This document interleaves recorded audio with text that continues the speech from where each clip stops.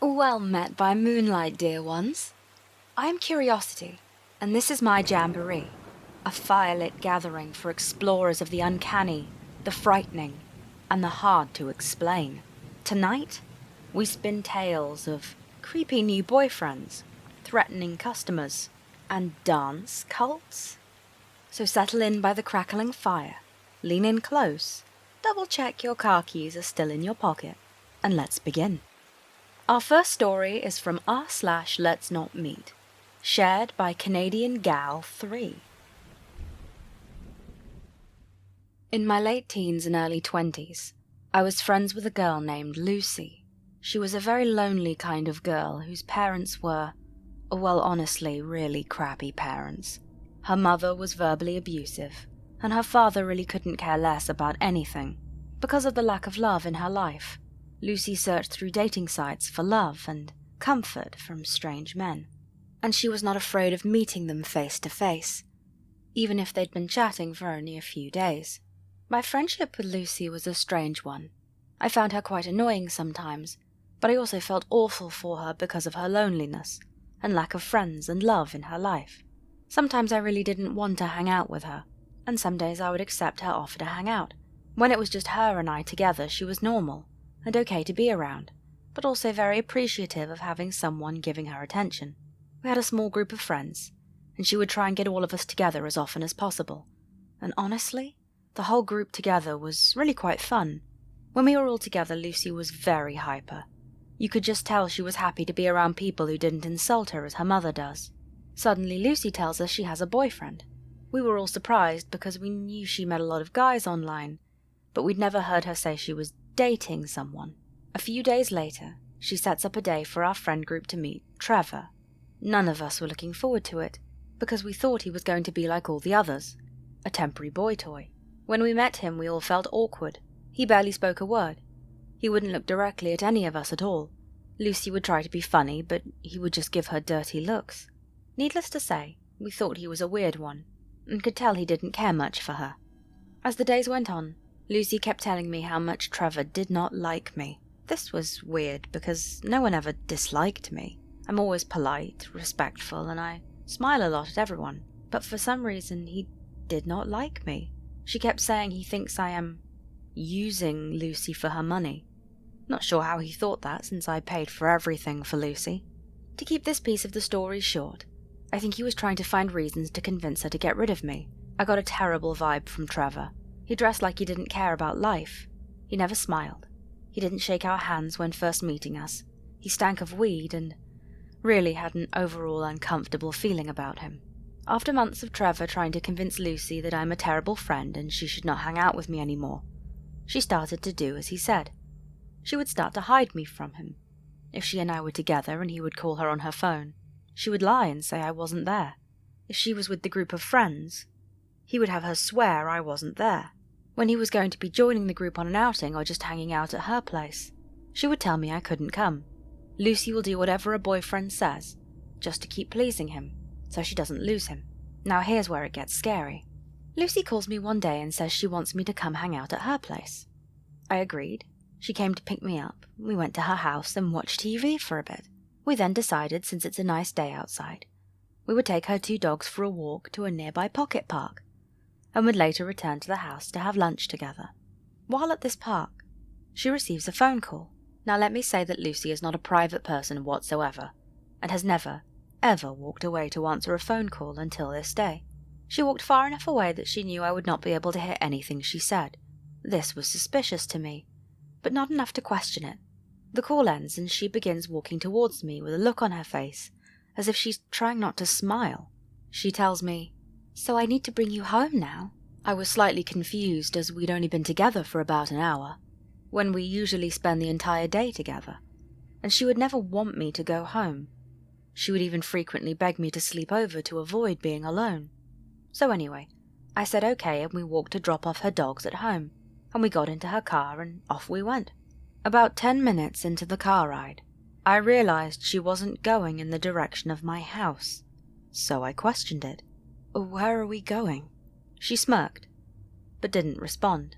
I asked again, laughing uncomfortably. "Seriously, Where are we going?" She continued to smirk, but didn't want to answer me. I started to realize she was heading in the direction of where her boyfriend lived. Oh, hell no. I asked one last time with anger in my voice. "Where are you taking me?" Her only response was bone-chilling to me. "Trevor wants to talk to you." Nope. I wasn't having any of this. I insisted and demanded she let me out of the car, but with her evil smirk and same response, she said it again. "It's okay. He just wants to talk to you." I was furious at this point, because this creepy guy who looks like he wants to kill someone, who also despised me, wants to talk to me. Why can't he talk to me on the phone? Why do I need to go to his sketchy apartment? She absolutely refused to let me out of the car. She had the doors locked, as if I wasn't able to unlock my passenger door, so I waited until she reached a red light. I grabbed her wallet from the back seat and took out her bus pass and bolted out of the car. I had no idea where I was or where the nearest bus stop was, but I was not about to let her crazy-ass boyfriend do whatever he wanted to me. She yelled for me to get back in the car, but of course I ignored her. She sped off furiously. I immediately blocked her number on my phone. I removed her as my friend on social media, and immediately warned the group of friends not to talk to her, because she'd gone nuts. I've not spoken to her since that very day, and she also lost the other 5 friends of the group as well. After this situation, Lucy, I hope you're truly lonely now. I suppose we'll never know what was really going on between Lucy and that new boyfriend. I'm only glad Canadian gal never had to find out. Our next story was shared by SpongeGotMoves. I was 17 when this story happened. 3 years ago now. I was working at an old pizza shop right on the edge of my town. For context, the town I was in is an affluent suburban town surrounded by a bypass which loops around the town. Around my town is some farmland, and main roads where all of the blue-collar workers moved to after the town was gentrified 10 to 15 years back. This pizza shop was around for 20 years and was very catered to these same blue-collar workers. It's around 9 p.m, and a call comes in for 2 pizzas and a 2-liter of soda. I'm the only driver in, so I have to take the delivery out. It's about a 10-minute drive to get to the location. There I had to drive up a long gravel driveway that took 5 minutes to get up. My car really couldn't handle the gravel and how rough it was. Arriving at the place, I see a nice house and 2 barns plotted across the land, with wheat 5 to 6 feet tall surrounding the whole property. I've always been really anxious around farms, because of how creepy I think they are. Being at this place when I felt truly all alone really started to make my anxiety flare. I decided to call the number on the order, because I have no idea where this guy wants me to go and drop off his food. After about another 5 minutes of absolute silence, the man picks up. He had a very deep and raspy voice, like he's been a career smoker, which didn't do anything to help me feel better. I was told to meet him at his truck at the far barn on his property. I am now properly shitting myself, as my mind races to all of the worst possible things that could happen to me. I pull myself together and muster further into this guy's property. I see the man's truck as I round one of those cylinder storage units, where I see his F-150 and him inside. Instead of getting out, I call him and ask him how we should do the transaction.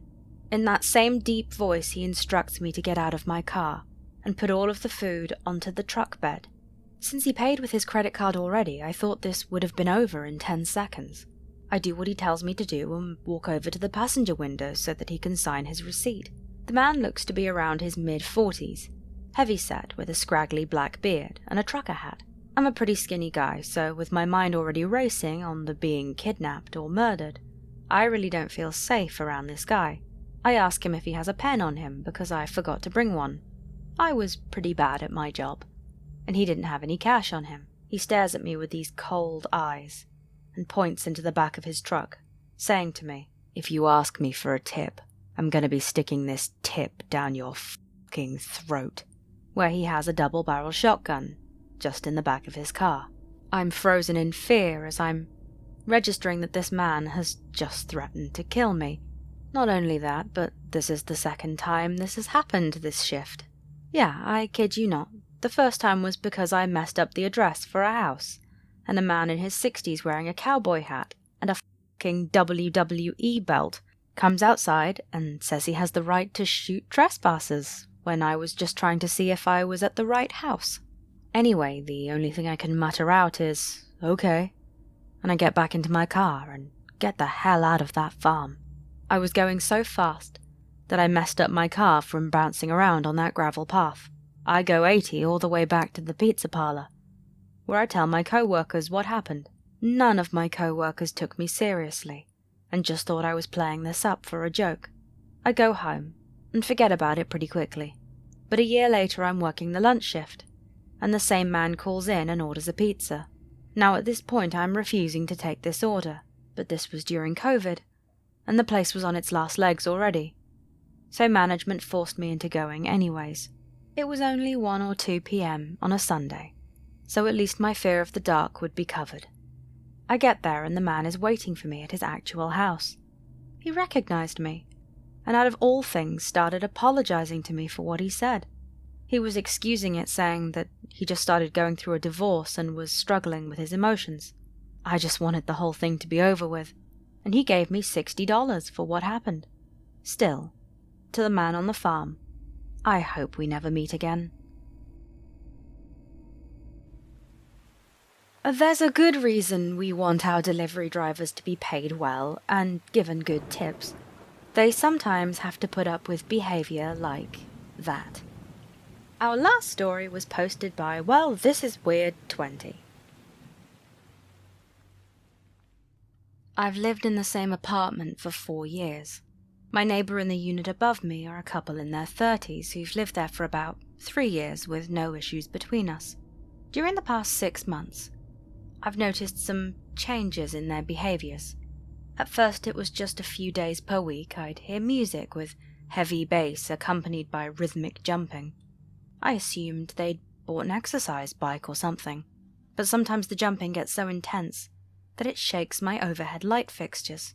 The jumping routine has been escalating to the point that it takes place every day, normally between 8 a.m. and 10 a.m.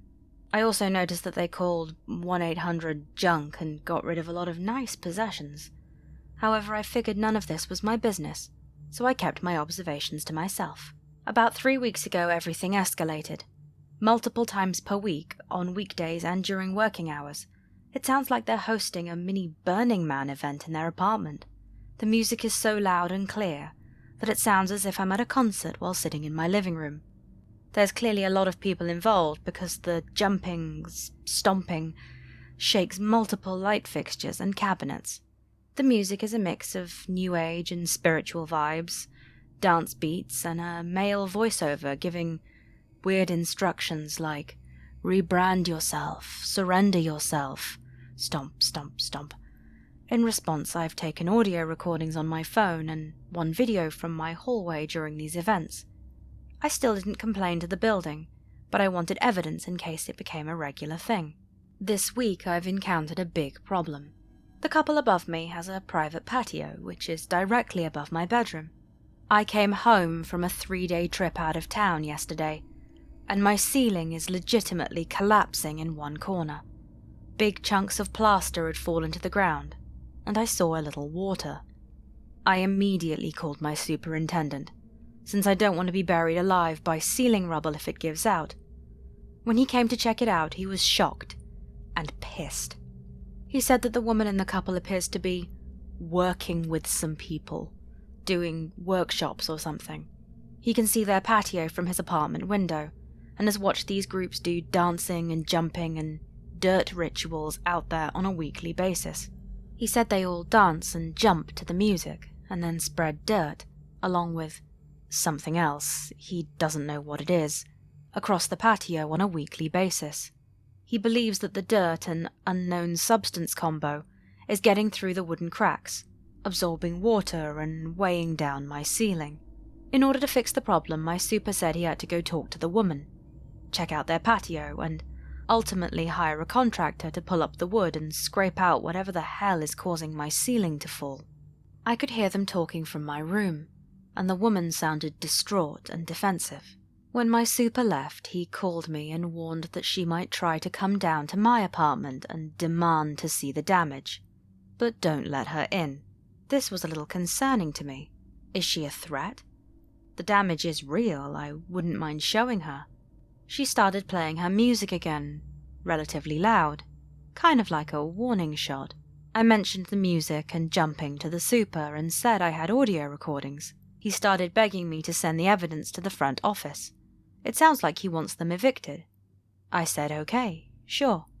I hate to be a rat, but if I have to choose sides, I'll side with the building that dictates my annual rent price.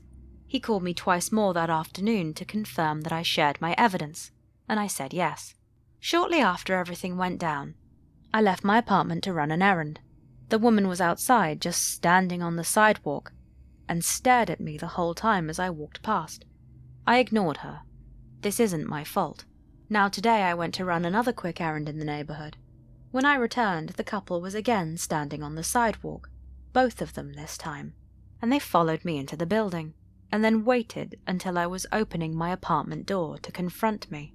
They were both wearing creepy fake smiles, and started interrogating me. They asked, "Is your ceiling really collapsing? When did it start? Do you think it was related to the recent rainfall? Because our patio's just fine." I was a little uncomfortable. Were they waiting for me outside? How did they know I even left the building? Why were they both standing there? I've literally never seen them enter together in their 3 years of living here. But I have nothing to hide, so I confirmed the damage is pretty bad. I just don't want it to fall during the winter. I'm sorry for the inconvenience, but hopefully the work will be done quickly for everyone's sake. They seemed satisfied enough, so I said to have a good day and shut my door. I'm getting the sense that they're nervous about what the contractors will find when they tear open their patio. What the fuck is up with the dirt rituals? Who are these people she's working with? I don't know what they look like or why they're available to stomp around on weekends. The repair work has started on both sides, but the contractors will come on Wednesday for the grand reveal of what's under the patio that's making my ceiling collapse. In the meantime, I feel like I need to be alert and keep my eyes out for these people, as well as the couple. It's unusual for me to see them in general, especially twice in 2 days. They seem scared and in denial of the problem. They also literally ambushed me. Hopefully it's over soon. Update. The contractors came today and reported that there was in fact dirt and sludge visible below the neighbour's patio. However, thanks to the help of my internet sleuthing friends, I've gained a lot more insight into the realm that dwells above me.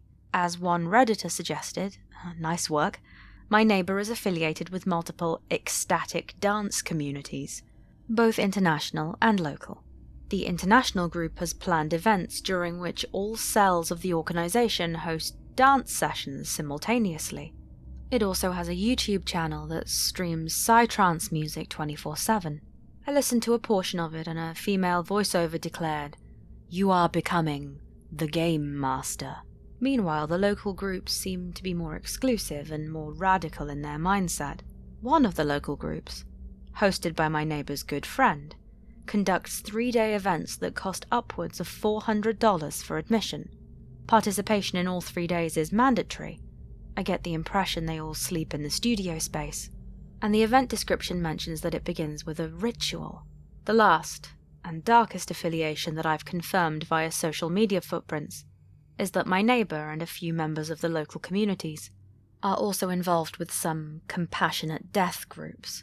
There's no way for me to verify at this time if these affiliations overlap in a meaningful way, so I will simply state the facts that I have evidence to prove. My super asked me about the jumping again when I saw him today. He remains eager to act. He agreed with my new game plan to wait for another large event to happen, and then to call him to check on my dishwasher so he can intervene.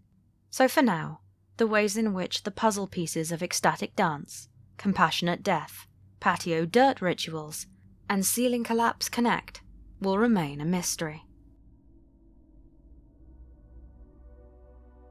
The sun is rising, and the sounds of the dying fire are giving way to the distant rumble of the morning commute. The jamboree is at an end once more. My thanks to everyone who sent in stories or gave me permission to narrate theirs. Remember, I upload new stories on Mondays and Fridays, so please be sure to subscribe and click the bell icon so you don't miss out. If you have any thoughts about the stories I've narrated, why not leave them in the comments below? And don't forget, if you enjoyed your time by the fireside, to take the like button out for a jog, so it can earn its personal fitness badge.